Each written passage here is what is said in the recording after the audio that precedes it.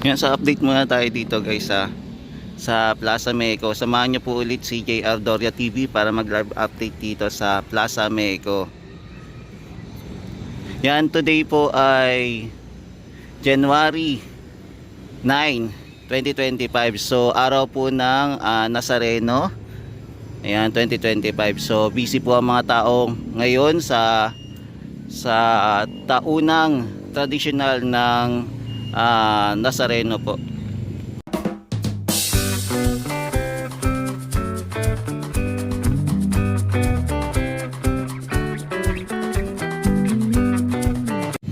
Yan, so ito na po yung mga ginagawa dito sa Plaza Mexico. So ito yung update po muna natin. Mag-ikot-ikot muna tayo mga tropa kitsa.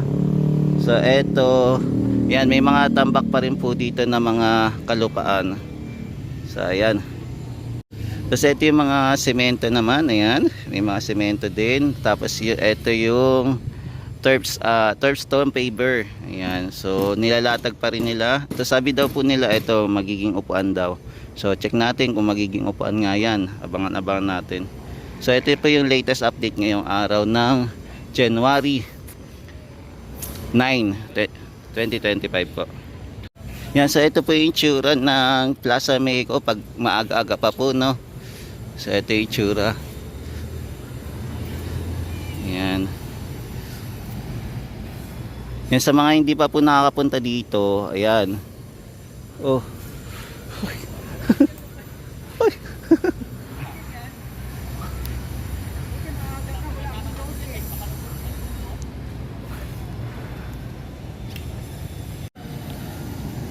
Yan, naglalagay na pala sila dito ng baluster, oh.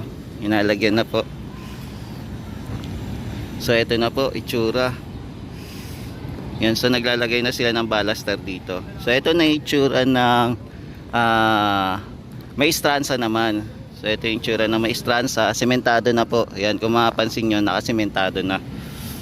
Yan, laki na ng pagbabago dito din sa maestranza. So tuloy-tuloy pa rin po yung mga paggawa dito sa maestranza.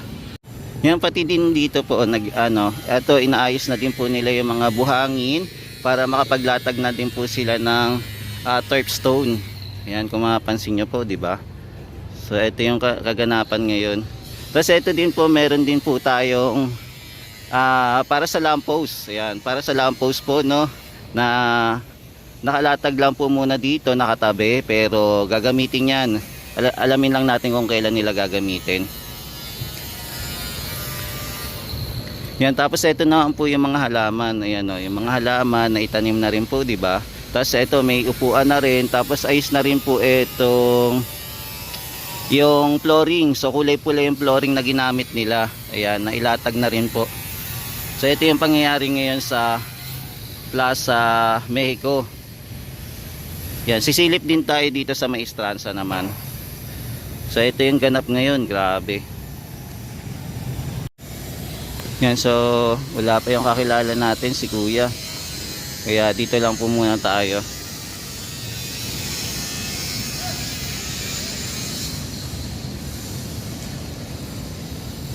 Yan, so ito yung ganap ngayon na. So mapapansin natin, busy yung mga workers natin sa pag-aayos dito sa Plaza Mexico. So ito yung kaganapan ngayon, ha mga guys.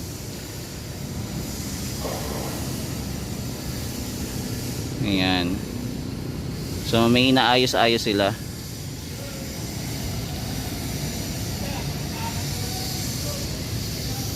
Yan, ganito nakaganda at kabilis yung pagtatrabaho dito, no? Kaya kung makakapasyal kayo, mga tropa kids, ayan. So eto, ganito nakabilis yung paggawa nila dito sa maestranza at saka sa Plaza Mexico. So ngayon Thursday po pala, sarado po ngayon ang Pasig River Esplanade po, no? So wala po ngayong ganap. So totally sarado po, kung mapapansin natin. Ayun, no? Walang katao-tao ngayon. Ayan, sarado po. Ayan, sarado. Diba? Mapapansin nyo sa di kalayuan, walang katao-tao po. So ito po yung ganap ngayon, na. Ayan, kung makikita nyo po. Ayan, bonggang-bongga na po. Ayan, yan. May mga halaman, upuan na naka-ready na. Tapos inaayos na din po yung mga lamppost. So abangan na lang natin kung kailan po ito ilalatag naman. So balik-balikan natin tong area na to ha mga guys. Yan, so ganito nakabongga po yung Plaza Mexico at saka po yung Maestranza.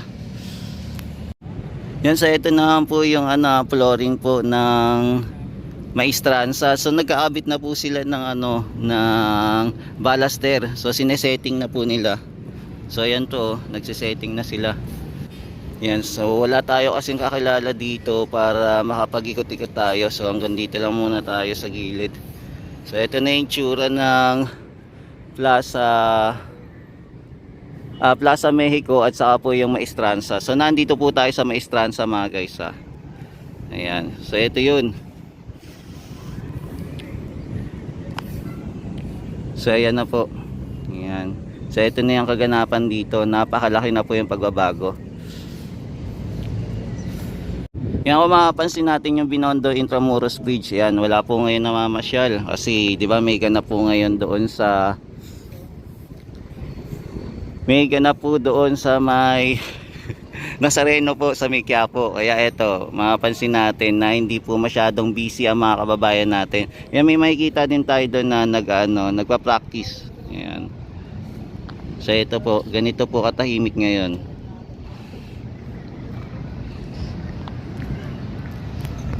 Yan, so ito makakapaglakad tayo first time. So ito yung baluster. So ito yung mga gamit na ligay, tapos mga bakal, tapos ito inaayos na po yung baluster. Ayan na po. Yan, so silip tayo hanggang dulo mga tropa kids. Yan, samahan nyo ako mag-ikot-ikot dito. Yan, so ito yung mga gamit nila, tapos ito yung para sa semento. Yan no. So ito yung mga trabahador natin, nagpapahinga muna. Yan, sana matapos na tong project na to, no. Grabe, ang ganda nito pag natapos. Panalong panalo pagka natapos na itong project na to. Kaya guys, sana mga February 7 daw, posible daw matapos itong project. So ito, makakatapak tayo dito sa area at masusubukan itong platform, di ba? Yan, masusubukan natin. Oh, shout out daw, shout out mga tropa eats. Yan, shout out mga guys. Yan, 4 piece. Yan. Wala pang pahinga muna. Break time, okay. Break time muna daw. Oo. Yan. Break time muna kasi walang Ayan, pahinga muna daw sila. So ito yung ganap ngayon. Yan, so lapit-lapit pa tayo. JR Doria TV. Wait lang ha. Yan, silip po muna tayo malapit dito sa Port Santiago, mga guys. So ito may mga pa rin no, para sa steel deck na gagamitin. Tapos ito hindi ko alam, ay ito para sa pala, sa ba tawag doon, sa file cap.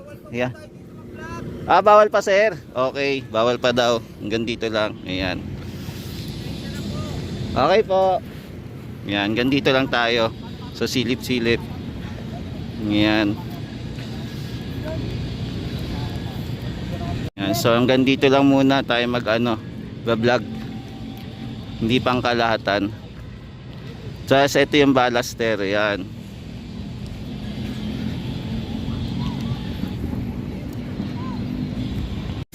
Yan, so ito naman itsura ng plant box po. Yan, so ito naman itsura sa plant box po.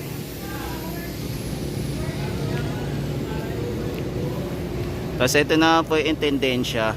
Yan, so ito po yung intendensya. Yan, so continuous pa rin po yung ginagawa itong intendensya.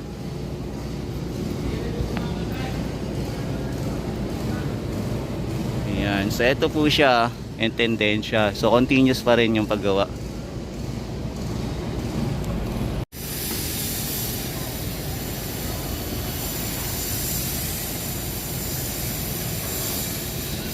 Yan, so ito ganap ngayon sa Plaza Mexico. Yan. So ito po yung pangyayari.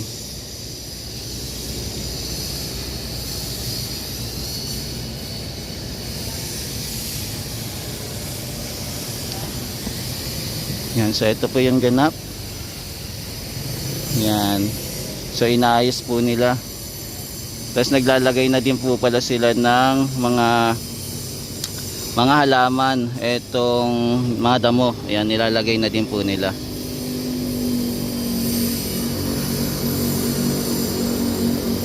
Yan, laki na po din ang pinagbago dito sa Plaza Mexico. Yan, so ito po yung mga bricks na nakalatag po. Nakalatag na dito. Yan, maging dito din po. Yan, ayos na. So ito na po yung itsura. Ayan.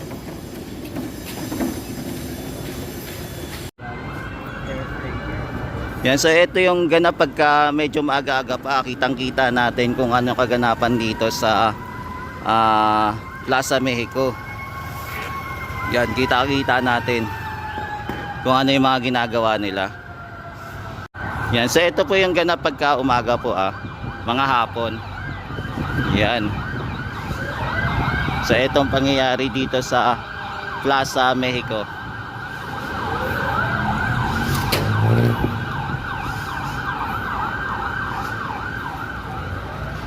Yan, so ito na, tuloy-tuloy pa rin po yung trabaho dito, no. Ayan. May mga nagtatrabaho po.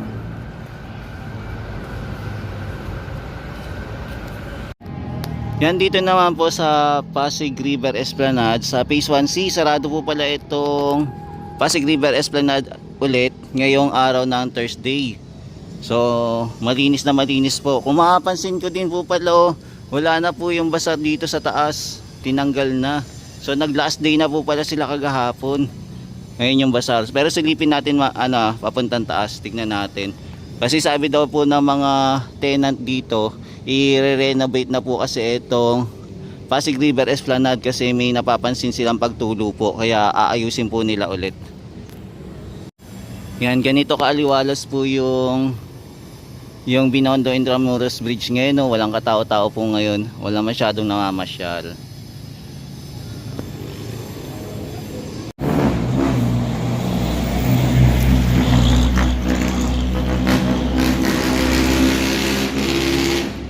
Yan guys, kung makapansin nyo, wala na po yung mga bazaar dito, tinanggal na po.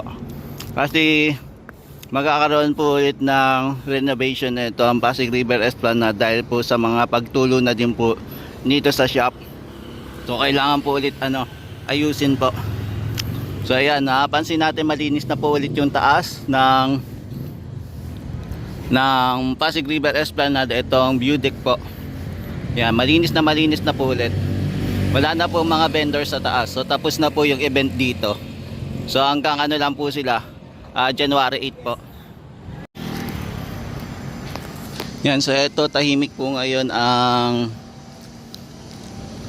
Pasig River Esplanade. Yan. So bukas po open na naman po ito ulit yung Pasig River Esplanade. So makakaikot-ikot na naman tayo at makakapag-update na naman po bukas. Yan. So makakapasok ulit tayo bukas. For the meantime, ito muna po yung latest update natin dito sa Pasig River Esplanade. So ito naman po yung view para sa top view naman po. Ayan, kung makikita natin sa taas. So ito yung kaganapan. Yan, so ito yung Plaza Mexico. Yan, wala lang po kasi yung kakilala natin kaya hindi tayo makakapasok. Para sana makapicturean ko itong yung mga damo-damo dito, pipicturean ko sana kung ano yung pangalan. Kaya lang, wala si Kuya Kuya Vincent pa, mamaya pa si Kuya Vincent para magbantay dito. So ito na yung kaganapan. Yan, ang ganda na, no? Laki na ng pinagbago ng Plaza Mexico. Ayan, halos kompleto na din yung yung mga damo-damo doon. Yung mga, ba tawag dyan? Carabao grass o prague grass. Basta yun. Basta yan yung mga tinatanim dyan.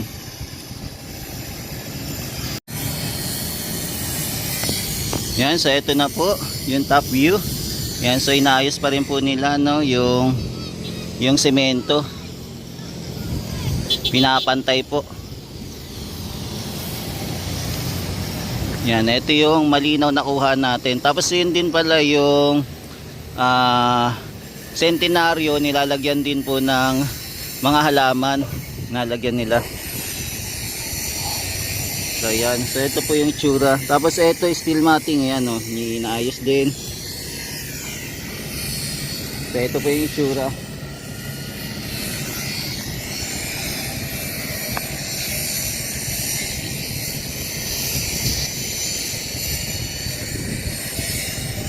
Yan, so ito muna yung latest update natin dito sa Plaza Mexico. So balikan na lang natin ito sa mga susunod na araw. Yan, try natin mag live update ulit bukas. Samahan nyo ulit ako guys.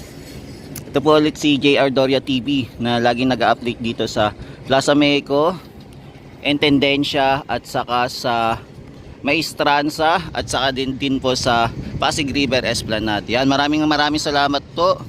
At pagpalain po tayo na may kapal. Ingat-ingat po kayo lagi and God bless. At maraming salamat po sa walang saawang pagsuporta kay JR Doria TV. Ingat-ingat po. Paalam.